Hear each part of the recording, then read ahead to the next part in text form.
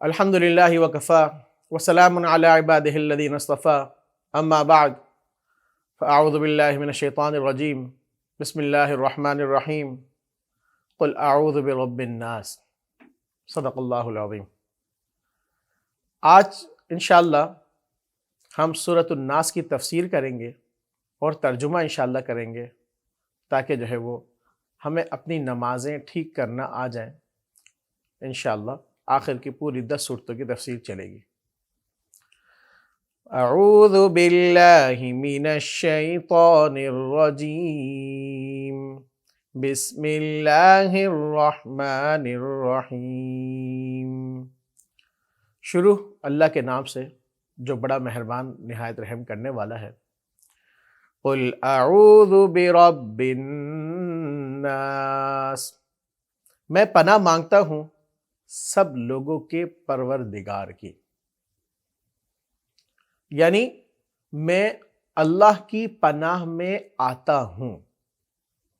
یہ اس کا مطلب ہوا۔ کس سے ہم نے پناہ مانگنی ہے اس کا تذکرہ اگلی آیتوں میں آئے گا۔ ملک الناس الہ الناس، ملک الناس لوگوں کے بادشاہ کی، یعنی اس رب کی جو سارے لوگوں کے رب بھی ہیں اور ساتھ میں بادشاہ بھی ہیں۔ الہ الناس لوگوں کے معبود کی، اور وہی سب کا معبود برحق ہے۔ لوگوں نے اور معبود بنائے ہوئے ہیں لیکن وہ حق معبود نہیں، اصل معبود اللہ ہی کی ذات ہے۔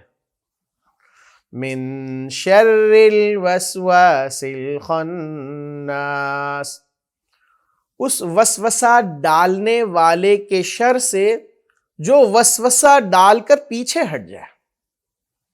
شیطان کی ایک خاص عادت ہے کہ وہ وسوسہ ڈالتا ہے انسان کے دل میں گناہ کا، کہ بھائی یہ کام کر لو، یہ کام کر لو، اور اگر انسان نے اس گناہ کو نہ کیا اور اس وسوسے پر عمل نہ کیا تو پھر وہ پیچھے ہٹ جاتا ہے، وہ اس کے پیچھے نہیں لگتا، اس کے اوپر زبردستی نہیں کرتا۔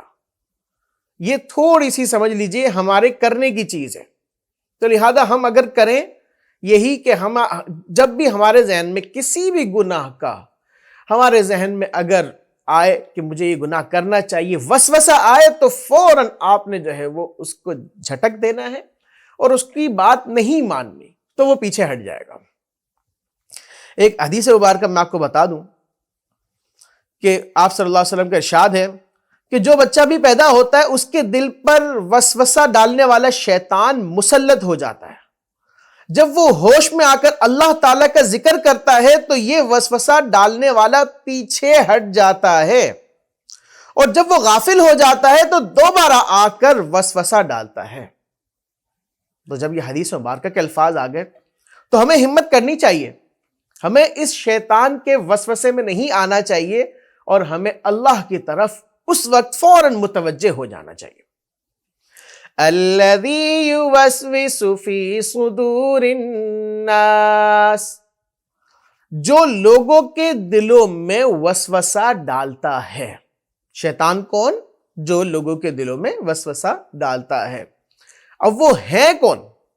من الجنۃ والناس، جنات میں سے اور انسانوں میں سے، یعنی جنات، شیطان جو اصلاً ہے وہ جنات ہی میں سے ہے۔ اب یہ جو ہے کہاں سے آ گیا؟ قرآن نے تو یہ فرما دیا کہ وہ وسوسہ ڈالنے والے جو انسانوں میں سے ہیں، تو کیا انسانوں میں سے بھی شیطان ہے؟ بڑا عجیب جو ہے وہ اس میں سوال بنتا ہے۔ تو اس پر جو ہے وہ بزرگوں سے ایک بات منقول ہے، سنا کہ بھائی شیطان سے زیادہ خطرناک آپ کا برا دوست ہے، بری صحبت ہے۔ اگر ہم برے دوست کے ساتھ رہیں گے تو وہ صرف وسوسہ نہیں ڈالے گا بلکہ زبردستی کھینچ کر گناہ کی جگہ پر لے جائے گا۔ شیطان وسوسہ ڈال کر پیچھے ہٹ جاتا ہے، وہ پھر ہمارے پیچھے نہیں لگتا، اور ہو سکتا ہے کہ شاید ہمارے پاس ریسورسز نہ ہو تو ہم وہ گناہ کریں بھی نہیں. مثال کے طور پر اگر اس گناہ میں کچھ پیسے لگتے ہیں تو بھائی ضروری ہے کہ میرے جیب میں وہ اتنے پیسے ہوں. لیکن دوست وہ ہوتا ہے کہ جو یہ کہتا ہے، اگر اس کے سامنے ہم یہ بہانہ کریں کہ بھائی میرے پاس پیسے نہیں، تو وہ دوستی میں کہتا ہے کہ بھائی پیسے میں دینے کو تیار ہوں، فکر کیوں کرتے ہو، چل میرے ساتھ گناہ کر رہے ہیں.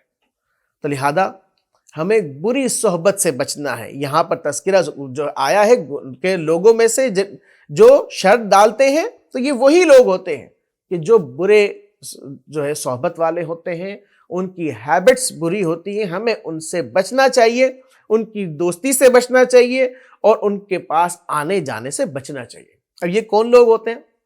نمبر ایک تو یہ کہ مسلمان کافر سے اتنا زیادہ میل جول نہ رکھے، وہ دور رہے، تاکہ جو ہے وہ ایسا نہ ہو کہ اس کی عادت ہمارے اندر آ جائے. ہم نے ان سے نفرت نہیں کرنی، لیکن اتنی زیادہ محبت اور دوستی بھی نہیں کرنی کہ ان کے افعال ہمارے اندر آ جائیں.